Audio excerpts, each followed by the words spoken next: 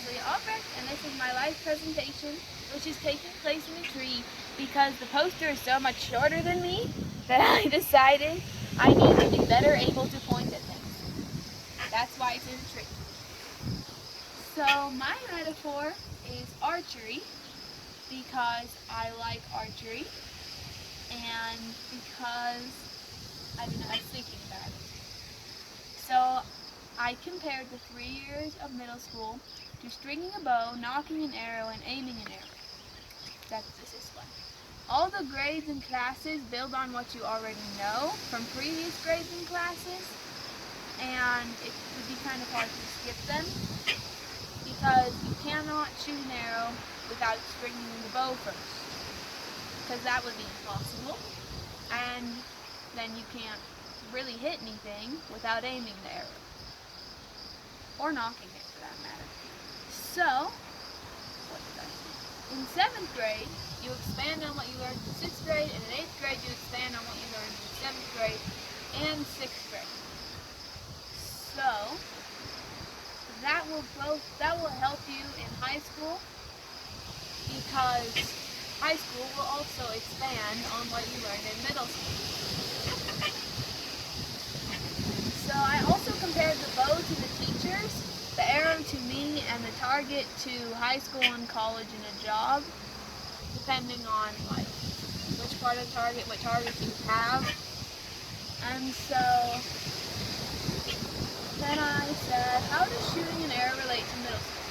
Middle school is about learning and taking steps to support growth, learning about what you want to focus on. Archery is about steps as well. You carefully take steps that will support the next step, and so on. So, this is kind of the same thing, but archery is about focus, precision, craftsmanship, and persistence. I compared 6th grade to stringing a bow because what you learn in 6th grade goes on to help you in 7th grade, and you can't knock an arrow without there being a string on your bow. So 7th grade is like knocking an arrow. And you're building on your 6th grade education, which is the string. So all of you who don't know how this works with archery, you basically put the arrow on the string. So it's literally building. In 8th grade, you're aiming the arrow. So if you're going to hit anything at all that's not just lucky, you want to aim. So then we did the themes. Theme 1, I did growth and interests and talents. In the last 3 years, I have grown in gardening, knitting, and piano. Those are the ones I chose to talk about.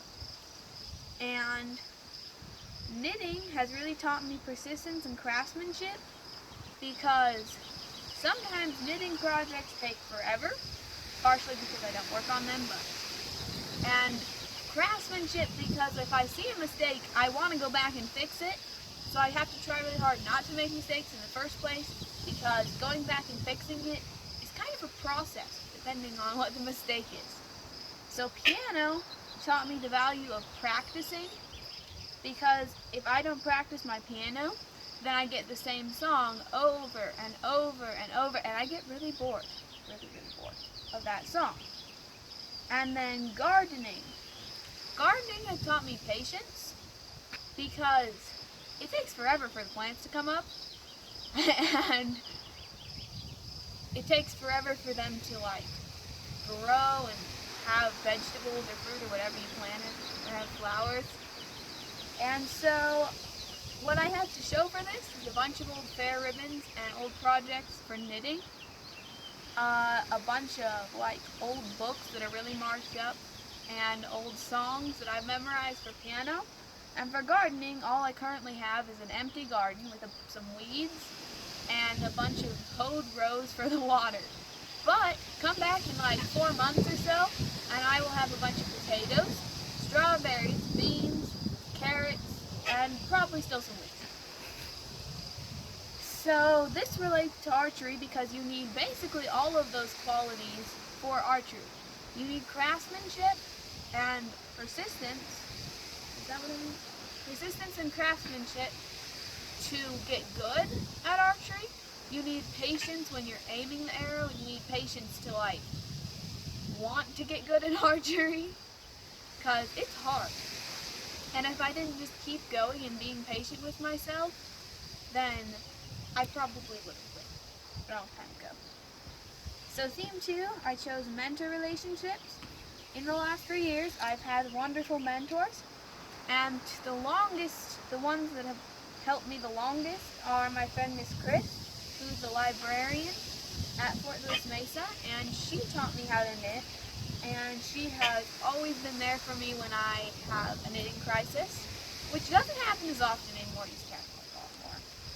And so my other mentor that I chose was my grandma, because she has taught me a ton of very practical things, including like making tortillas, making beans, best ways to plant some different things, how to milk a cow, very useful things. And then I was also supposed to do mentees, wasn't I? So my mentees were my little sisters, because I helped them with their school, and I helped my one little sister Hannah with her piano a lot. And so also I'm supposed to say what I learned from that.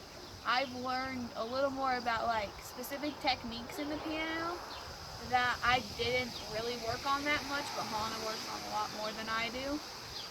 And then I have learned some very interesting things about geography and stuff that I forgot, also by helping Hannah. And yeah, and that relates to archery, because as I said up there, mentors are like the bow, and the bow, without the bow you can't do anything, literally. I guess you could throw an arrow, but that would not be shooting an arrow. So theme 3 was academic success. So in all of these I had outlines, but I didn't have one for academic success, so it might be slightly different from the other ones. So in academic success, I said that I've done really well in school. I've had all A's for most of the time. I have had a few B's in math, because math has always been my most challenging subject, and I don't know, I didn't really take to it like I took to everything else. But this year I do have an A in math, and that makes me really happy. So to show for that, a bunch of old tests and stuff, and I guess I had the letter grades too, which are somewhere around here. And this relates to archery, because the math arrow is steadily getting closer to the bullseye. And then this is a conclusion. I'm skipping the first one. So, in middle schools like archery, because you have to do a bunch of practice, you have to be very persistent, and you need craftsmanship to make sure the arrow is going where you want it to be. And I am now done. Thank you for watching this video, since there's no one out here but Mom, and I hope you liked it. Thank you for teaching. Oh, yeah. Thank you for being my teachers. The end.